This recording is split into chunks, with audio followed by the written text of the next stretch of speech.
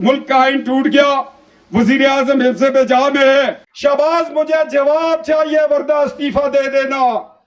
اندر کی بات بتا رہا ہوں، آج جنرل عزیز دندناتا پھر رہا ہے، جنرل محمود دندناتا پھر رہا ہے۔ کیا 12 اکتوبر کو انہوں نے مارچ لا نہیں لگایا تھا؟ کیا نومبر میں ایمرجنسی نہیں لگی تھی؟ ان سے تو کوئی نہیں پوچھتا، ان سے پوچھنا بنتا ہے یا نہیں بنتا؟ چلو اس کی ہڈیاں ٹانگ دو تاکہ آئندہ نسلوں کو پتا چلے فوج کا سیاست میں کوئی عمل دخل نہیں ہے۔ میں آپ کے ساتھ تو 40 سال میں وہ ظلم ہوا جس کا میں چشم دید گواہ ہوں۔ کبھی یہ دو قومی نظریے کی بنیاد پر ووٹ کو عزت دو کا بیانیہ بناتا ہے، کبھی یہ پشاور ہائی کورٹ میں کھڑے ہو کے للکارتا ہے کہ فیض حمید اگر میری نسلوں میں عوان خون ہے تو 7 نسلوں تک تمہارے ساتھ دشمنی کروں گا۔ تو ایسے شخص کو اے پولیٹیکل ہونا چاہیے یا نہیں ہونا چاہیے؟ پاکستان کو سیاستدانوں نے نقصان نہیں پہنچایا۔ حیدرآباد صاحب اگر پاکستان کو نقصان پہنچایا ہے تو مارشل ایڈمنسٹریٹروں نے، جرنیلوں نے اور ججوں نے نقصان پہنچایا، یہ بات کوئی نہیں کر سکے گا۔ طاقت کے نشے میں اس پاکستان کو توڑ دیا، ہمارے نظام نے ہمیں اتنا کمزور کیا، الیکشن چوری ہوا، مادر ملت کا گلا گھونٹ کے مار دیا۔ السلام علیکم ناظرین کرام، آپ کو مکمل ویڈیو دکھاتے ہیں۔ کیپٹن صفدر نے آج تمام حدیں پار کر کے رکھ دی۔ کیپٹن صفدر نے پوری لیگی قیادت کو پرسرات پہ کھڑا کر دیا۔ کیپٹن صفدر کا کہنا تھا کہ اس ملک میں مارشل لا لگائے گئے، اپنے ذاتی مفاد کے لیے ملکی مفاد کو تباہ کیا گیا۔ کیا اس طرح سیاست ہوتی ہے؟ کیا سیاستدان ایسے ہوتے ہیں؟ کیپٹن صفدر نے آج حق ادا کر دیا صحیح طور پر سیاسی نمائندہ ہونے کا۔ آپ یہ ویڈیو دیکھیے، پھر اس پر ڈیٹیل میں بات کرتے ہیں۔ ریفرنڈم کھیلا اور پاکستانی ہو گئے، کیا وجہ تھی؟ آپ کو ایک مضبوط پاکستان آپ کی قربانیوں نے دیا، اور جب ہم پروان چڑھے تو ہمیں ایک کٹا ہوا پاکستان ملا۔ مشرقی پاکستان بنگلہ دیش بن گیا، مغربی پاکستان کٹا ہوا پاکستان ہمیں ملا۔ یہ نفرتیں جب پروان چڑھی، ایوب خان کا مارشل لا تھا، مادر ملت کو ہرا دیا، پاکستان کو ایوب خان کے مارشل لا نے 2 لخت کر دیا۔ تلخ حقیقتیں بیان کر رہا ہوں، اس لیے میں نے کہا بیٹھ کے نہیں لڑا جاتا، کھڑا ہو کے لڑا جاتا ہے۔ کوئی لڑائی کے اصول ہوتے ہیں، مورچے میں آنا پڑتا ہے اور سینہ تان کے لڑنا پڑتا ہے۔ اس لیے میں حقیقتوں کی طرف جا رہا ہوں کہ ہمارا پاکستان کیسے ٹوٹا۔ پیر صابر شاہ کہہ رہے تھے کہ اندرا نے کہا کہ ہم نے 2 قومی نظریے کو شکست دی۔ نہیں، اندرا نے شکست نہیں دی، ہمارے نظام نے ہمیں اتنا کمزور کیا۔ مارشل لا لگا، ایوب خان کا مارشل لا لگا، مادر ملت کا الیکشن چوری ہوا، مادر ملت کا گلا گھونٹ کے مار دیا،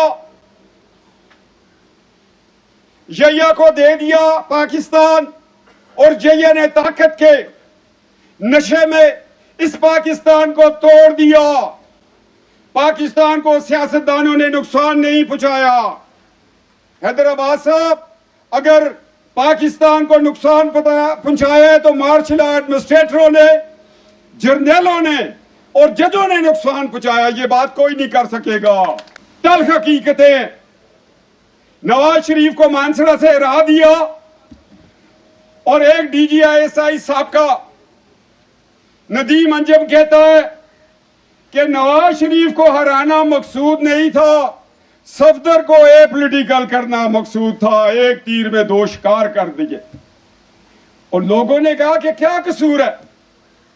تو کہنے لگا یہ شخص در کی دولت کو عام کرتا ہے، کبھی اپنی ساس اماں کے ساتھ نکلتا ہے، مشرف کے خلاف ایک تحریک بناتا ہے، اپنے والد کو سپریم کورٹ میں جسٹس صدیقی کے سامنے پیش کرتا ہے کہ ملک کا آئین ٹوٹ گیا، وزیر اعظم حفظ بجا میں ہے۔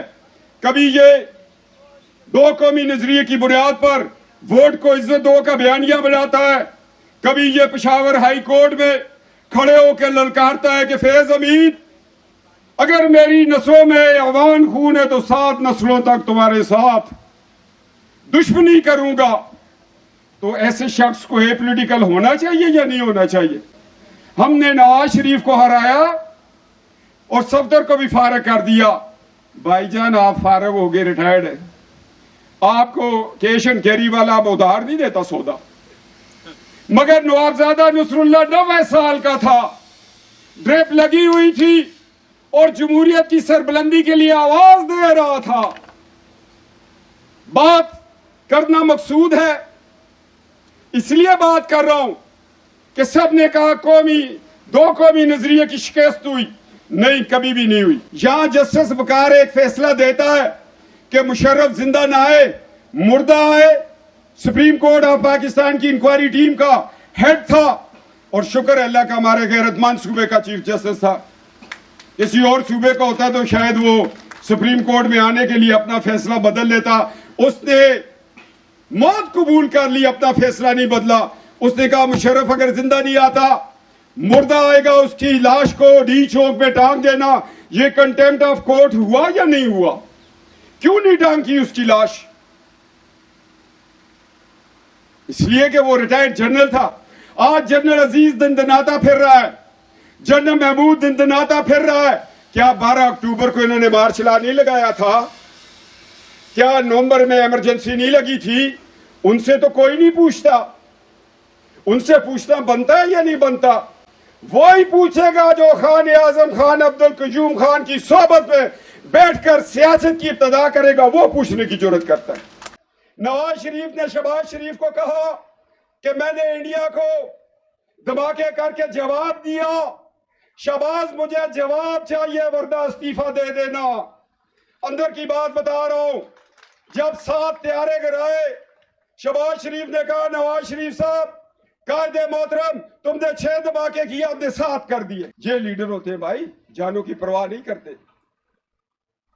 یہ پرواہ نہیں کرتے کسی چیز کی. یہ کہتے ہیں قوم آگے بڑھے. اور نواز شریف آپ کے ساتھ تو 40 سال میں وہ ظلم ہوا جس کا میں چشم دید گواہ ہوں. تم نے اپنی زندگی دے دی اس قوم کے لیے. آج ہم خان قیوم کا جشن منائیں، کے بعد میں ہوئے تھے نیلا بٹ میں، پہلے نواز شریف نے دھماکہ کر کے ثابت کر دیا تھا. ناظرین کرام، آپ نے ویڈیو دیکھی. کیپٹن صفدر نے آج حق کے نمائندگی ادا کرتے ہوئے ایسی تقریر کی کہ پورے ملک کی آنکھیں کھلی رہ گی. کیپٹن صفدر نے کہا کہ اس ملک کی خاطر سب کو مل بیٹھنا چاہیے. ایسے ملک نہیں چل سکتا کہ کوئی جرنیل اپنے ذاتی مفاد کے لیے مارشل لا لگا دے. ماضی کے اندر کس طرح اس ملک کے ساتھ ظلم کیا گیا اس کی گواہ نہ صرف نون لیگ بلکہ پوری دنیا ہے اور ہر پاکستانی گواہی دے گا.